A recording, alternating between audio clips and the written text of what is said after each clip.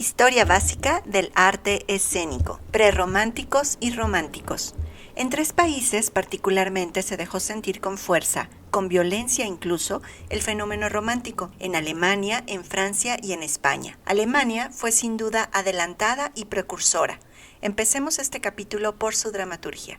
El teatro alemán. Un poco de historia. Podríamos decir que, al igual que el Renacimiento se inicia en Italia, mucho antes que en otros países de Europa, el romanticismo se adelanta en Alemania más de medio siglo a los movimientos plenamente románticos franceses y españoles. Por ello, este tema debemos iniciarlo con el último tercio del siglo XVIII alemán y prolongarlo por el primer tercio del siglo XIX, etapa en la que se enlaza con los romanticismos vecinos ya citados. Por otro lado, nos parece justo y oportuno hacer un breve recorrido por la tradición teatral germana que desemboca en los periodos que aquí nos ocupan. La escasa organización, aunque no tanto como se ha venido diciendo, del teatro germano en los siglos precedentes, se vino achacando tradicionalmente a causas tales como la falta de centralismo político-cultural, a las presiones de la ideología luterana, al uso del latín por los escritores. Digamos de entrada que en las provincias alemanas nos encontramos desde tiempos inmemoriales con un intenso cultivo del espectáculo y de las fiestas populares. Su mejor manifestación está en los carnavales, famosos aún hoy en día, particularmente los de Colonia, Lübeck o Nuremberg. En Nuremberg, precisamente, surge una figura entrañable que no sería justo echar en el olvido: el zapatero poeta Hans Sachs, inmortalizado por Wagner en Los Maestros Cantores. Cuentan que Sachs llegó a componer más de 2000 pasos de carnaval, en los que la farsa pícara se aliaba con los consejos morales. Durante los siglos XVI y XVII, el teatro es alentado en Alemania por los jesuitas y las compañías inglesas ambulantes. Los jesuitas, a los que es obligado referirse, cultivaron el teatro en las provincias en las que el catolicismo no fue destronado por los luteranos. El teatro se convierte en sus manos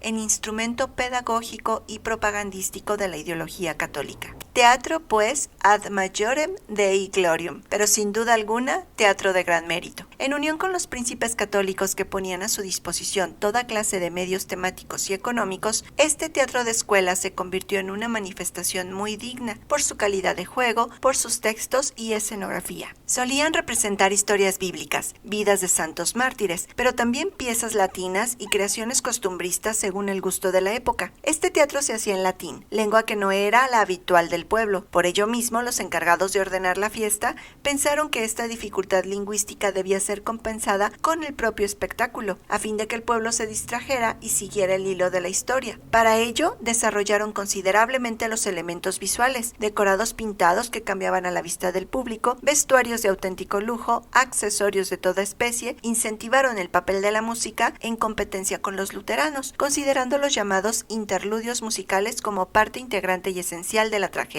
Prodigaron las sorpresas y los toques efectistas, incendios, tempestades con sus truenos, relámpagos y rayos, milagros, apariciones. Pronto comenzaron, además, a intercalar frases y escenas en alemán. Es curioso este fenómeno lingüístico que nos retrae a los inicios del teatro medieval en otros lugares. Este cultivo del latín en el teatro, hasta mediados del siglo XVIII, puede sorprendernos, pero hemos de recordar que Leibniz, por ejemplo, escribía normalmente en francés y en latín, o que Federico II de Prusia usaba el francés en sus cartas y poemas, con desprecio del alemán, que según decía empleaba para hablar con sus criados, sus perros y sus caballos. Tampoco se expresarán en alemán las numerosas compañías inglesas que deambulan por tierras germanas a partir de finales del siglo XVI, concretamente a partir de 1592, cuando aparece la primera de ellas en Frankfurt a las órdenes de Robert Browne. Estas compañías estaban generalmente dirigidas por un bufón o clown que solía quedarse en las representaciones con la parte más importante. De ahí que, aunque el repertorio se nutría de temas y obras del periodo isabelino, especialmente de Marlowe y de Shakespeare, las representaciones abundaban en bastonazos, momentos farsescos, bromas y chistes obscenos, peleas. Este bufón, maestro de ceremonias inglés, estaba al corriente de los gustos del público popular al que se dirigía, así como de la tendencia germana hacia lo popular y festivo. De modo que las escenas de horror y de sangre se compensaban con la risa, a veces de sal gorda, provocada por los clowns ingleses, y algunos comediantes italianos, que finalmente se germanizó en una figura siempre presente. En lo sucesivo, el personaje Juan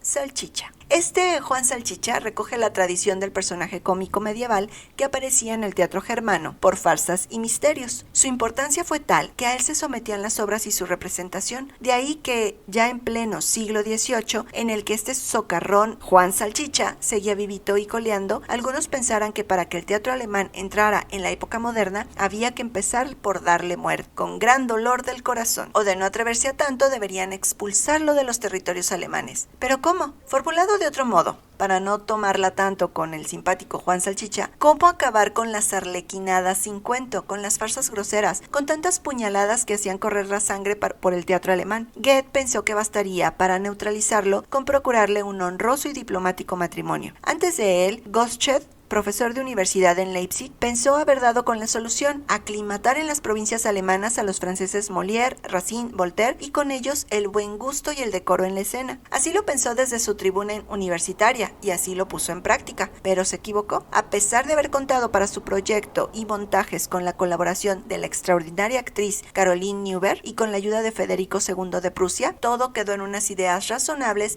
expuestas en su monumental obra La escena alemana, escrita entre los años 1741 y 1745. Y es que Gottsched remaba contra la corriente de ese sustrato germano que gusta ver mezclados lo vulgar y lo fantástico, lo lírico y lo dramático, la risa y el llanto. Ese sustrato colectivo constituía un terreno abandonado no solo por el inmediato Sturm und Drang, sino incluso para tendencias posteriores: romanticismo, naturalismo, expresionismo. Ese sustrato explica la favorable acogida de los ejemplos que el teatro futuro alemán debía imitar: los isabelinos y el teatro de Calderón, cuya dramaturgia entusiasmó a Schiller y Goethe, y que más tarde Schlegel propondría como modelo a los románticos en su teatro español y en su curso de literatura dramática, el Sturm und Drang. En 1776, un autor hoy poco conocido llamado Friedrich M. Klinger escribió una obra titulada Sturm und Drang, tempestad y pasión. Estas dos palabras se convirtieron en lema del resurgir dramático alemán. El Sturm und Drang propugnaba la libertad absoluta del individuo. De ahí la exaltación del héroe o del genio creador y de las pasiones como motor de la actividad humana. Como es de suponer, rechazaron las clásicas unidades, propusieron un lenguaje entre lírico y naturalista, escribiendo en prosa cuando lo juzgaban conveniente. Se consideran obras representativas de esta tendencia el Gott von Berlichingen de Goethe, su novela Werther, el drama de Schiller Los bandidos y Los soldados de Lenz, que abre en ciertos aspectos la tendencia al drama naturalista en Alemania. Lenz acabaría enfermo de locura, desconocido en parte debido a los ataques que le dirigió su rival Goethe, aunque en Johann Wolfgang von Goethe, hombre de una inmensa cultura, interesado por la magia y el ocultismo, cabe entrever en algún momento una manifiesta inclinación por los clásicos. La parte más considerable de su producción, y sin duda la mejor, se mueve en este ambiente prerromántico del Sturm und Drang. Participante plenamente de las ideas de Lessing, dejándose llevar de su ímpetu poético, compuso obras que resultaron irrepresentables. Él mismo confesaba a este respecto que había escrito contra el escenario. Goethe nos interesa también en esta historia por su labor como administrador teatral.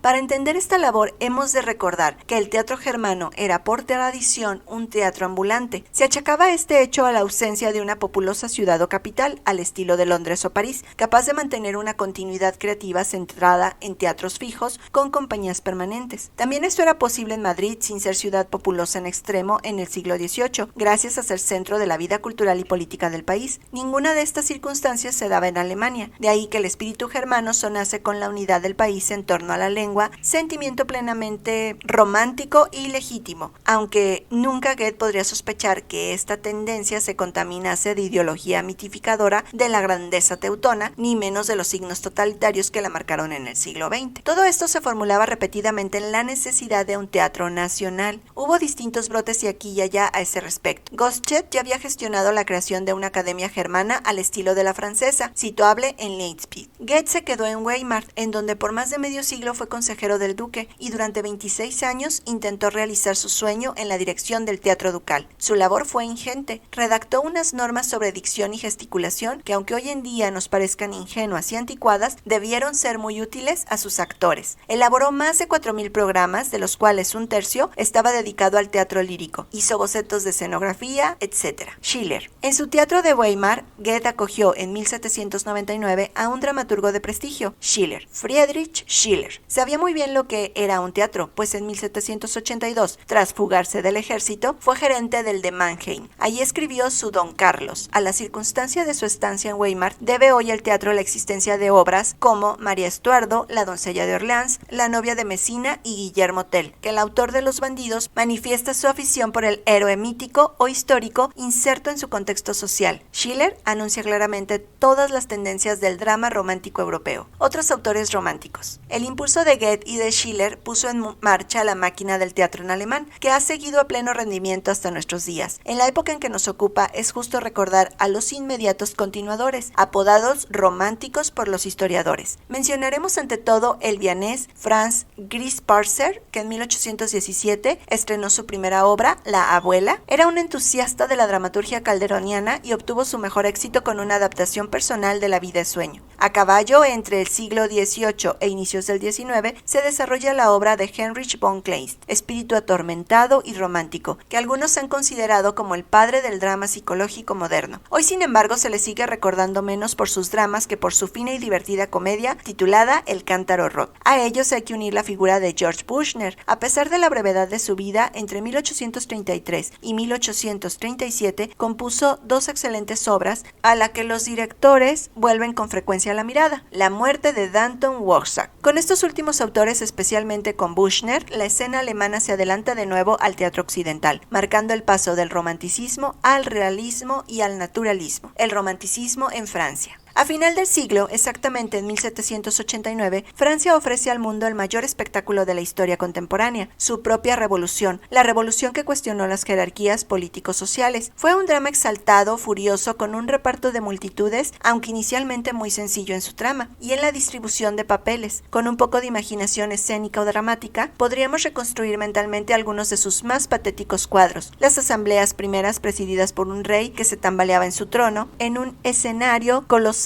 y con unos vestuarios de ceremonia que permitían distinguir a los grupos de personajes, los eclesiásticos, los nobles y el pueblo, que a todo decía que no, o la toma por las masas de la colosal prisión de la Bastilla, símbolo de la opresión pasada, o la escena en la que al mismísimo rey le cortan la cabeza. ¿Cómo podían los artistas ignorar estos hechos? No fue posible, así que hubo poetas que escribieron sobre lo que todo aquello significaba, músicos que con las letras de los poetas compusieron melodías que todos canturreaban o coreaban, y pintores e ilustradores que exaltaban las protestas indignadas del pueblo. No hay duda de que la revolución favoreció el espíritu romántico, aunque hemos de recordar que unos años más tarde el neoimperialismo napoleónico recortase sus libertades. Recordemos que en 1810 se rompieron los moldes de la primera impresión del libro de Steele, del Allgemeine, en el que esta prerromántica daba testimonio de lo conseguido por los alemanes. El teatro empezó cuestionándose su propia tradición, con sus personajes encumbrados, su lenguaje magnífico, pero no siempre accesible, sus rígidas unidades, su decoro, su buen gusto, su verosimilitud. Un gran actor llamado Talma, indiscutible autoridad en este final de siglo, y que el primer cuarto del XIX abogará por reformas profundas, pero sin permitir que el teatro cayese en lo vulgar y sensibilero. Volveremos sobre Talma. De momento, digamos que Talma y el sector teatral que compartían sus ideas quedó en el centro de París, en los principales teatros, la Comedia Francesa, que pasó a llamarse Teatro de la República, y el Odeón. Secundarios se consideraban otros teatros. Unos estaban exclusivamente consagrados a un género dramático que hacía furor, el melodrama. ¿Cómo ocurrieron en realidad las cosas? ¿Qué modelos teatrales tenía este melodrama al que seguirá luego el drama romántico? Se ha visto una clara y quizás exagerada relación de estos géneros con el Sturm und Drang. Refieren algunos en su apoyo un hecho curioso: el estreno en París de Los bandidos de Schiller en 1782. Esta obra, que por las mismas fechas había sido prohibida prohibida en Inglaterra, sacaba a escena a una doncella, acosada por un malvado, y a un padre encerrado en una mazmorra. Relataba crímenes sin cuento. No es extraño que la Revolución, muy poco después, en 1792, nombrara a Schiller ciudadano honorario. No vamos a negar el parecido del melodrama con la obra de Schiller, pero hemos de añadir que en Francia el terreno estaba abonado por otras manifestaciones, las producciones teatrales de feria, los primitivos espectáculos de boulevard, las famosas pantomimas habladas de Oudinot, el éxito de algunos dramas sentimentales del siglo XVIII, así como de la novela sensibiliera inglesa y francesa que muchos devoraban con ansiedad. La Revolución no podrá por menos de dar su espaldarazo a un teatro que se denominaba Teatro del Pueblo, de ese pueblo olvidado por la escena francesa desde finales del teatro medieval. Sus primeros contenidos halagaban a la Revolución. Recordemos aquel grito de «¡Guerra a los castillos y paz a las cabañas!» que todo París corrió en 1791 en el melodrama imitado de Schiller, Robert, capitán de bandidos. ¿Qué ingredientes entraban en el melodrama para suscitar tal entusiasmo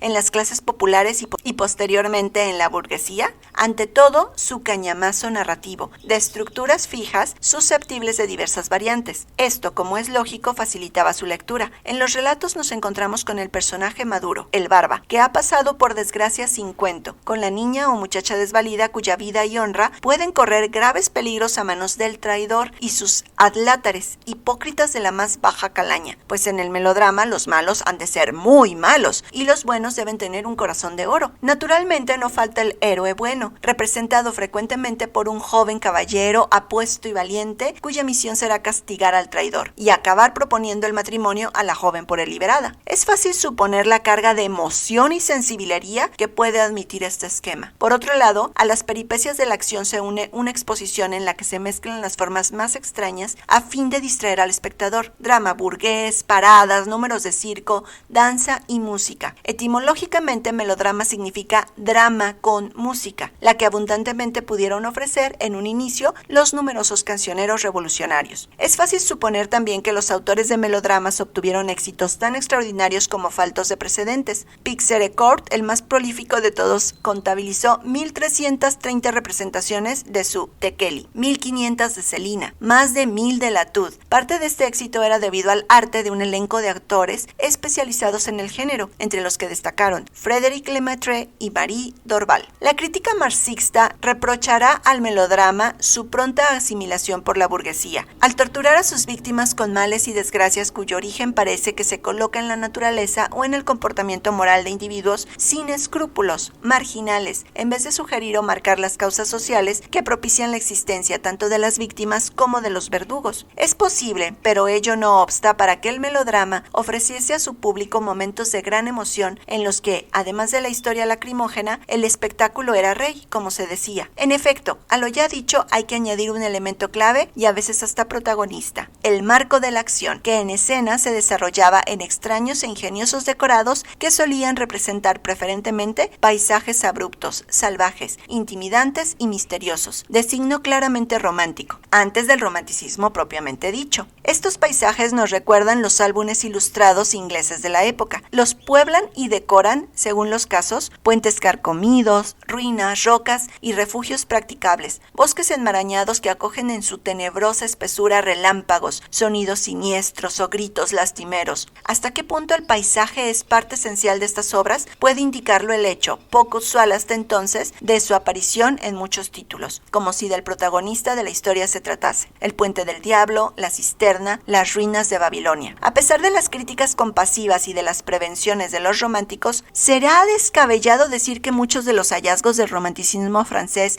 y de la comedia musical inglesa y americana, así como buena parte de la producción del cine en el siglo XX, ya están en el melodrama. Volveremos sobre el tema, pero ahora permítasenos hacer un paréntesis para recordar a un mítico intérprete francés cuya actuación recorre estos años, convirtiéndose en el exponente de una reforma del teatro al margen del melodrama, François-Joseph Talma. El que Talma, considerado como un genio o un dios de la escena por sus contemporáneos, gozase de la amistad de Danton y de Marat, o abandonara la comedia francesa para constituir el Teatro de la República, no es lo más significativo de su carrera. Sí lo es su rigor al exigir un teatro de la naturalidad, virtual interpretación acosada tanto por el empaque clásico como por el enfatismo de los melodramas, un teatro de la autenticidad en todos sus componentes, vestuario, decorados, gestos, dicción, textos. De ahí que se impusiese a los dramaturgos y que conscientemente de su inmenso prestigio como actor no se doblegase ante ninguna directriz o política administrativa. Para él, la clave del teatro estaba en la acción y en su expresión en el texto. Por ello, aparte de los clásicos, rechazó a la mayoría de los dramaturgos de su época, a los que reprochó sus inútiles perífrasis y ornamentos. Un dramaturgo gozó de su especial favor, sin duda,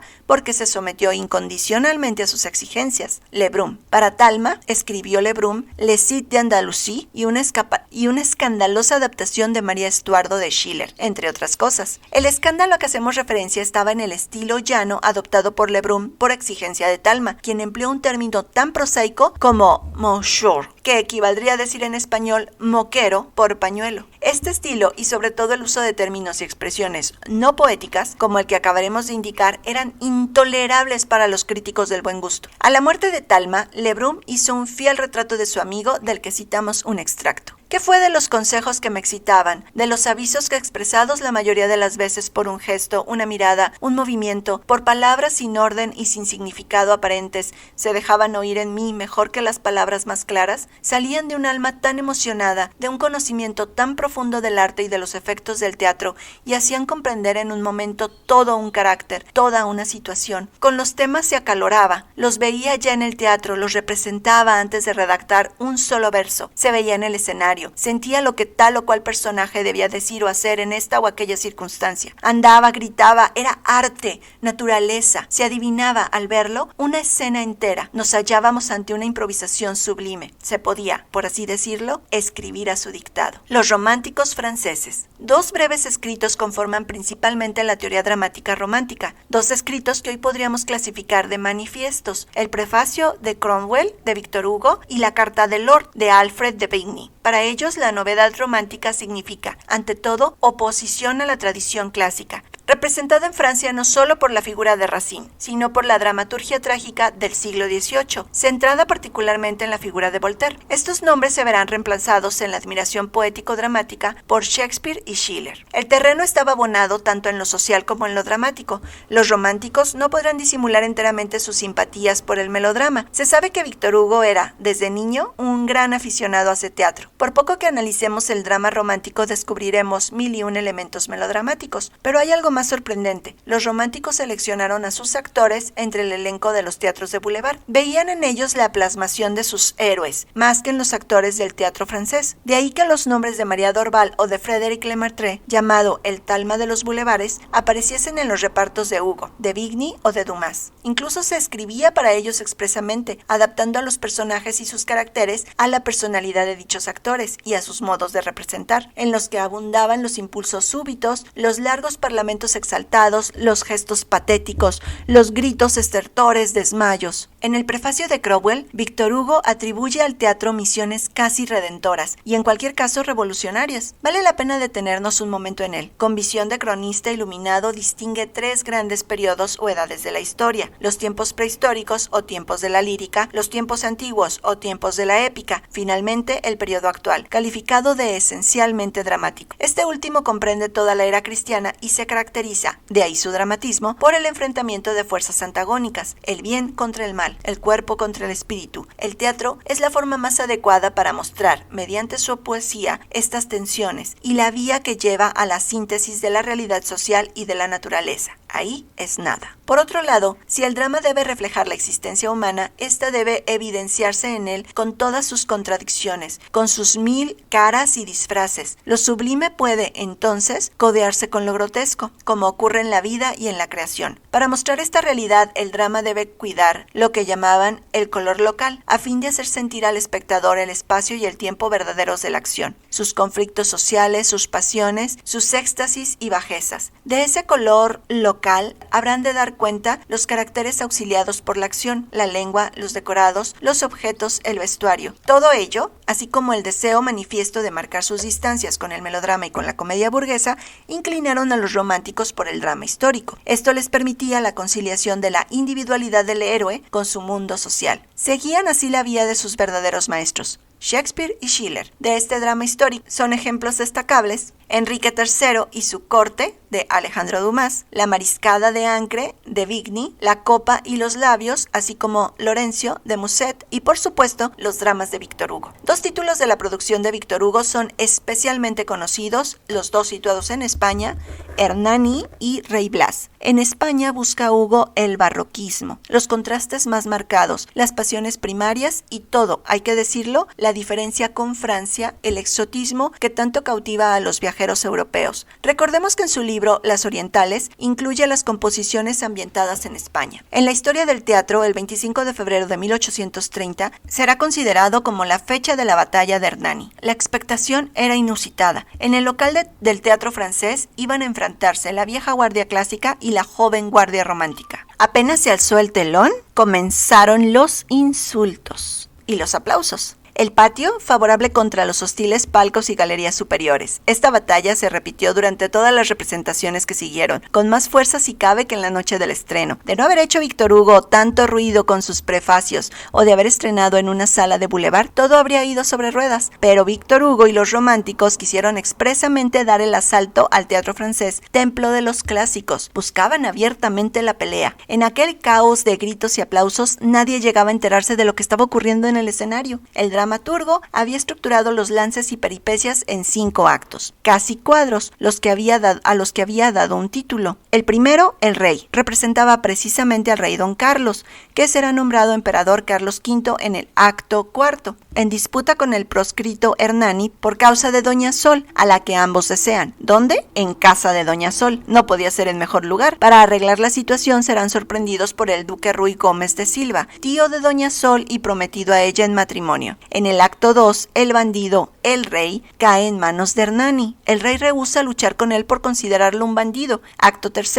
el viejo. Día de la boda del duque con Doña Sol. Inoportunamente, un peregrino se presenta en el castillo. Es Hernani, que huye de la justicia real. El duque oculta a Hernani tras firmar con él un pacto. La cabeza de este último estará a disposición del duque cuando lo requiera. Acto 4, la tumba. Se trata de la tumba de Carlomagno, en Aquisgrán, en donde Carlos es nombrado emperador. Hernani y el duque son apresados por los soldados imperiales, pero Carlos inaugura su mandato con un gesto magnánimo: perdonar a los conjurados contra él y unir en matrimonio a Doña Sol con Hernani. Golpe de efecto, Hernani se despoja de su disfraz. Es el noble don Juan de Aragón. Acto 5, la boda. En el Palacio de Aragón se celebra la fiesta nupcial. De pronto el duque hace sonar el cuerno, señal de la muerte pactada. Hernani y don Juan se envenena junto con Doña Sol. Sobre los cadáveres de los esposos, el duque se clava su puñal. En Hernani, como podemos ver, se infringen todas las normas. La acción, que dura varios meses, pasa por Zaragoza, los montes aragoneses, Aix-la-Chapelle. En ella asistimos a intrigas políticas que reflejan la historia, mezcladas con un relato sentimental. Se dan ocultamientos y lances que más parecen de comedia que de tragedia. El personaje de Doña Sol pasa de mano en mano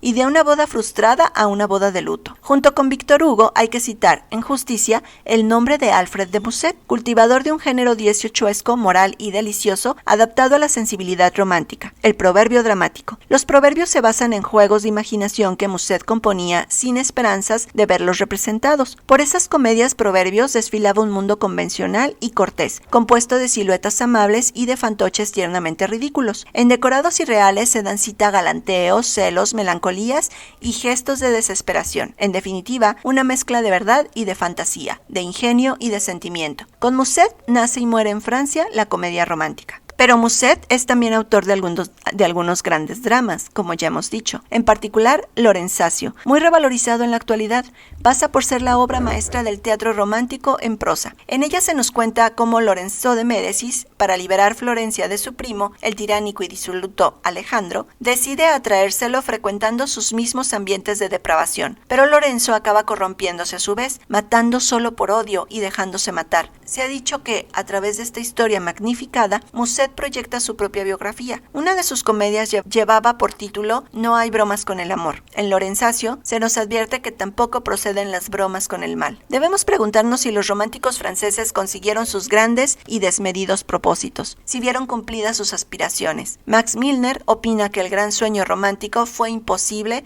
por no haber contado con las condiciones necesarias para el éxito teatral, inexistencia de tradición escénica que permitiese a los actores dar con el tono deseado, sin ahogar lo histórico en las emociones individuales, inadecuación del público, incapaz de rebasar los conflictos de los personajes y proyectarlos en la historia y en su historia. El romanticismo en España. El ambiente prerromántico. España, que se ha caracterizado con frecuencia por un ligero retraso en la aparición de tendencias y movimientos artísticos, puede justificar ahora la demora en la situación crítica de una guerra, la de la independencia, y en una posguerra caracterizada por el absolutismo de Fernando VII. Este rey, que reinstauró la Inquisición, retrasó con sus medidas la aparición del espíritu romántico, que como es sabido tenía un contenido altamente revolucionario. Tras el Congreso de Viena, la Europa posnapoleónica asimila la moda romántica, pero con el matiz conservador que le otorgan las modernas monarquías asentadas sobre el más puro espiritual tradicional, y aún diríamos hoy reaccionario, pero ni siquiera esa onda atravesó los Pirineos, tal era el celo del gobierno del deseado. El término romántico no se utilizaba en España hasta 1818, en que aparece en el periódico madrileño Crónica Científica y Literaria. Con anterioridad a esta fecha se empleaba el término romancesco,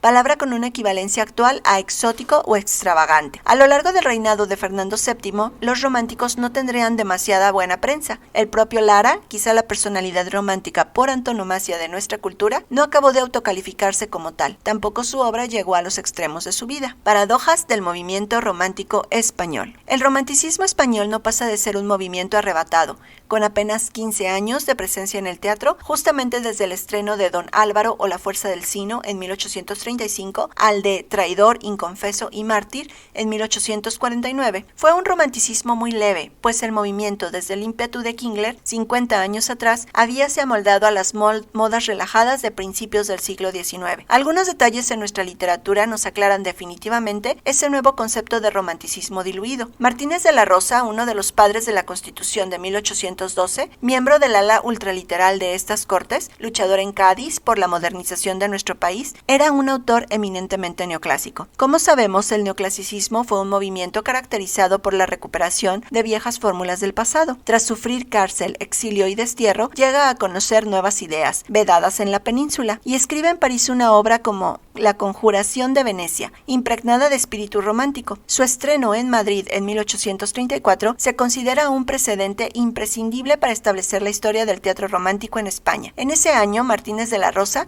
contaba ya con 46 años, y era presidente del Consejo de Ministros en un gobierno altamente conservador. Similar paradoja advertimos en la biografía de Ángel Saavedra, apasionado combatiente en la Guerra de la Independencia, en la que cayó herido en la batalla de Ocaña. Fue diputado durante el trienio liberal y condenado a muerte por sus actividades, aunque consiguió escapar a Gibraltar y Londres. En su exilio conoció el romanticismo, sobre todo en su estancia en Malta. Regresó con una primera redacción en prosa de Don Álvaro o La fuerza del Sino, que estrenó en Madrid en su forma definitiva en 1835. Estreno que los historiadores equiparan al de Hernani de Víctor Hugo, por la agresividad con que fue acogido. El drama entusiasmó, aunque no así su interpretación. Tenía Saavedra 44 años. Para entonces el dramaturgo había suavizado sus impulsos juveniles. Hereda el ducado de Rivas, al tiempo que llega a ser embajador, ministro de la Gobernación y director de la Real Academia. Como Martínez de la Rosa, es un neoclásico metido un poco a la fuerza en el nuevo estilo, aunque no le podemos negar la entidad romántica de su proyecto. Con anterioridad a Martínez de la Rosa y a Lara, existieron síntomas de la tendencia romántica en España, pero no dejaron de ser meros apuntes en géneros literarios distintos del teatro. En este imperaba la moda neoclásica, que de alguna manera atravesará el romanticismo para seguir instalada en las adaptaciones españolas de la comedia lacrimosa francesa decimonónica. Martínez de la Rosa había escrito una poética en 1822, en la que no abandona las viejas ideas de Boileau. Publicada en 1827, fue un fiel modelo de eclecticismo. También en el exilio parisiense escribió tragedias neoclásicas como Aven Humeya, redactada entre 1827 y 1830. De 1833, un año antes del estreno de La Conjuración de Venecia, es su Edipo, adaptación de la tragedia de Sófocles. El talante romántico de Martínez de la Rosa no parece, pues, absoluto. También el duque de Rivas había cultivado con regularidad la comedia y la tragedia neoclásicas antes de Don Álvaro. Después, tampoco se prodigó en dicha tendencia, como lo prueba, entre otras, el drama fantástico El desengaño de un sueño, en 1842, y su discurso de entrada a la Academia. El romanticismo práctico de Larra se redujo al estreno del Masías, ya que sus ideas estéticas, de las que después hablaremos, mezclaban lo neoclásico con lo romántico, en un curioso y singular ejercicio de estilo. Fuera de ello, un par de revistas literarias y algún que otro gesto en favor del romancero son los detalles precursores del movimiento. Características generales del teatro romántico español. Coincidentes con los alemanes y franceses en sus grandes directrices, en los románticos españoles advertimos un notorio afán de transgresión que explica esas mezclas tan evitadas por los neoclásicos, de lo trágico con lo cómico, de la prosa con el verso, de las burlas con las veras. Abandono de las tres unidades. La acción es tan dinámica y variada que requiere un constante cambio del espacio, siendo necesario el devenir del tiempo. La complicación de la acción ha de ser explicada en largas acotaciones que cuentan con precisión sus múltiples peripecias y sorpresas. Dicha acción se puede mostrar en 5 jornadas, frente a las 3 habituales. El nivel temático se sitúa en torno al amor, un amor imposible y perfectísimo, cuyo telón de fondo viene conformado por la historia o la leyenda, con frecuencia medieval, con claras referencias a motivos del poder injusto. Los héroes románticos de origen misterioso están cercanos al mito. Su destino es incierto, pues suelen sucumbir ante las citadas injusticias políticas. En este sentido, los protagonistas, que como los héroes son apasionados, no tienen otra misión que la de servir al hombre con su única arma, el amor. Los autores utilizan fórmulas dramatúrgicas clásicas, pese a que la forma sea renovadora. Por ejemplo, la anagnóresis, con que finalizan no pocos dramas, que suelen reunir un cúmulo de casualidades que solo al final coinciden, desgraciadamente, en el escenario. En el terreno de la técnica, aparecen modernas funciones dramatúrgicas en la escenografía. Los espectadores gozan de nuevos efectos escénicos gracias a las maquinarias que se instalan definitivamente en escenarios que reúnen condiciones para ello, fondos laterales y, sobre todo, telares para poder hacer mutaciones con cierta rapidez. Es el final del corral de comedias y el principio de los teatros y la italiana. Ideas escénicas de Larra. No basta que haya teatro, no basta que haya poetas, no basta que haya actores. Ninguna de estas tres cosas pueden existir sin la cooperación de las otras, y difícilmente puede existir la reunión de las tres sin otra cuarta más importante. Es preciso que haya público. Las 4, en fin, dependen en gran parte de la protección que el gobierno les dispense. Son palabras de Mariano José de Larra, que dedicó no pocos de sus artículos a los problemas que acosaban al teatro. En dichas palabras podemos resumir la estrecha relación que señala entre teatro y sociedad, marcando a aquel un cierto carácter político. Como buen neoclásico, solicita la presencia de un público culto, de ahí que critique a los gobiernos el que tengan tímidas políticas en materia teatral. Como romántico en potencia, requiere la verdad como única norma preceptiva, ante el acoso de las unidades clásicas. Cuando, destruidas las antiguas creencias, no se pudo ver en los reyes, sino hombres entronizados y no dioses caídos, no se comprende cómo pudo subsistir la tragedia heroica aristotélica, dice en otra de sus críticas. Su pluma se afila de manera extraordinaria cuando habla de los actores, a los que reprocha su técnica en exceso anticuada. Les achaca falta de estudios, nulo conocimiento de la gramática castellana y del latín, humanidades y bellas letras, que no lean ni conozcan a los clásicos ni el medio en el que vivieron. Solo saben, según él, que si han de hacer de pícaros pondrán cejas arqueadas, cara pálida, voz ronca, ojos atravesados, aire misterioso, apartes melodramáticos. Si de calavera, que deberán dar brincos y zapatetas, carreritas de pies y lengua, vueltas rápidas y habla ligera.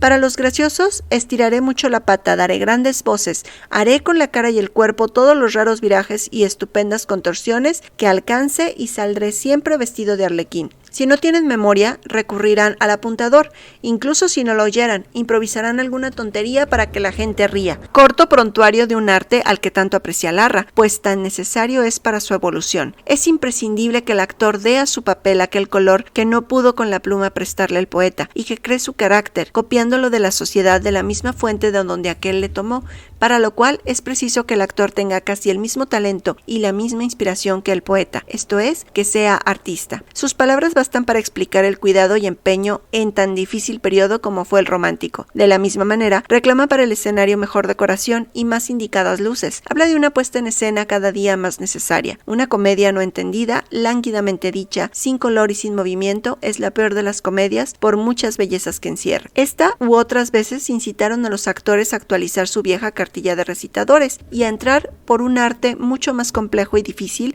en la línea de Talma, del que en España se tenían noticias. Isidoro Máiquez, en concreto, recibió del francés una saludable influencia, que adaptada al estilo español sería continuada por otros actores. Máiquez creó por sí mismo un nuevo sistema de representación e interpretación natural, majestuoso y siempre variado, muy distinto en sus manos, en su gesto, en su voz, del que manejaban Talma en lo trágico y Clausel en lo cómico. En palabras de José de la Revilla, que no invalidan la influencia a que hemos aludido. Pero sería la inauguración del Real Conservatorio de Música en 1830 el primer paso hacia la consolidación de los estudios del arte de la interpretación. Los mejores actores de la época prestaron sus esfuerzos en la enseñanza del teatro en el conservatorio. Carlos Latorre lo hizo desde 1833. En 1844 estrenaría Don Juan Tenorio, de Zorrilla, con Bárbara Lamadrid de Doña Inés, actriz entrada en edad para tan singular papel. Quizá fuera esta una de las razones del relativo fracaso del famoso drama en su primera salida al público. También José Luna fue profesor del conservatorio y, al igual que Latorre, pudo utilizar el don delante de su nombre, cosa que ningún actor había conseguido hasta entonces. Un mito romántico, Don Juan Tenorio. Muchos fueron los héroes románticos que hicieron vibrar a los espectadores españoles de la primera mitad del siglo XIX, desde el trovador Macías hasta Don Álvaro, pasando por Ruggiero, de la Conjuración de Venecia, Manrique, del Trovador, Diego e Isabel, de los Amantes de Teruel, y otros nombres que generalmente mueren en sus imposibles intentos, pero ninguno se le puede comparar, al menos en la admiración suscitada, a Don Juan Tenorio. Se cuenta que fue un amigo quien insinuó a Zorrilla una refundición de El burlador de Sevilla, pues no hay plazo que no se cumpla ni deuda que no se pague, de Antonio de Zamora, empequeñecía la figura de Don Juan. Zorrilla redactó una obra casi totalmente original, habida cuenta de los nuevos ingredientes que añadió a la leyenda, sobre todo en su elevada dosis de teatralidad. Ofrecerá a Don Juan en dos momentos de su vida, cortando con 5 significativos años la tragedia de la muerte de Don Gonzalo con su regreso a Sevilla. Es un acierto solo atribuible a un hombre de teatro. Si a ello unimos el sentido de espectáculo que denota el arranque de la obra y los climas de profanación y misterio de ambas partes,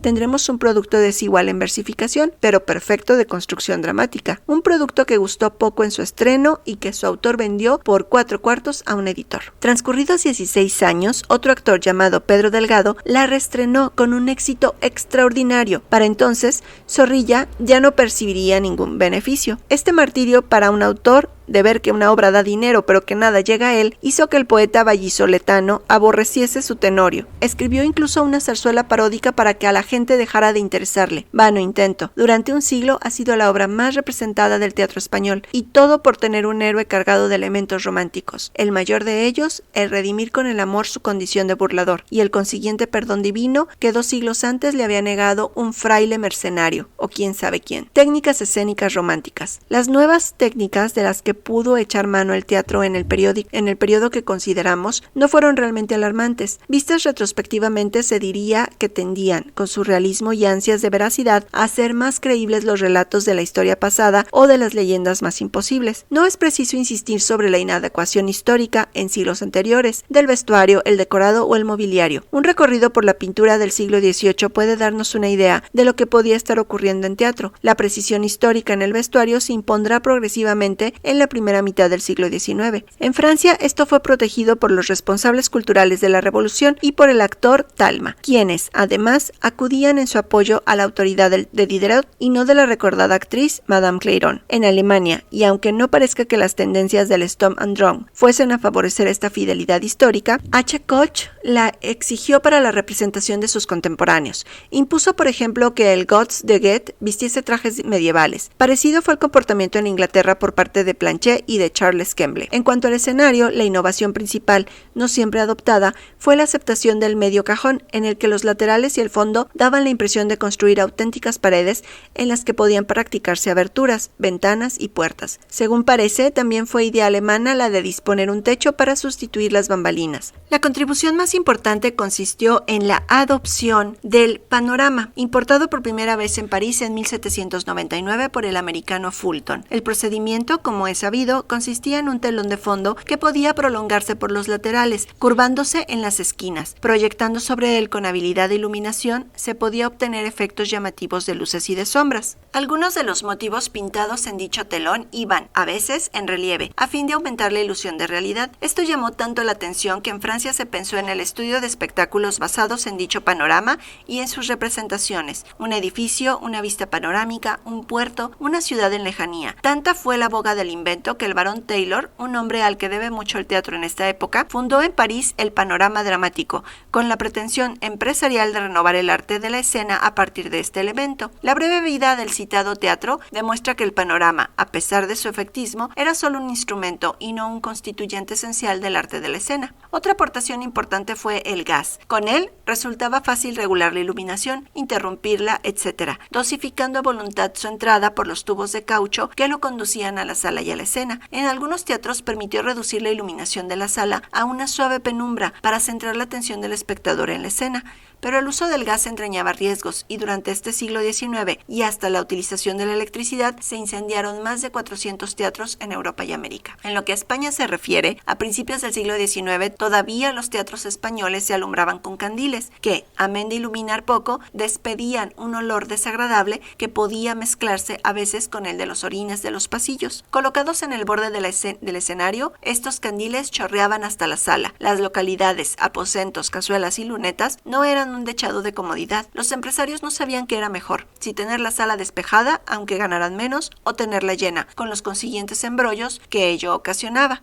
Galdós describe con todo lujo de detalles en La corte de Carlos IV el estreno de El sí de las niñas en 1806, insistiendo en la incomodidad de nuestros teatros a principios de siglo. Eso es lo que encuentran los románticos, por lo que opinan que los locales han de reformarse y modernizarse para admitir decoraciones y montajes que era imposible meter en los viejos corrales. Muchas gracias por haber llegado hasta el final del capítulo. El próximo video es de la ópera al teatro simbolista.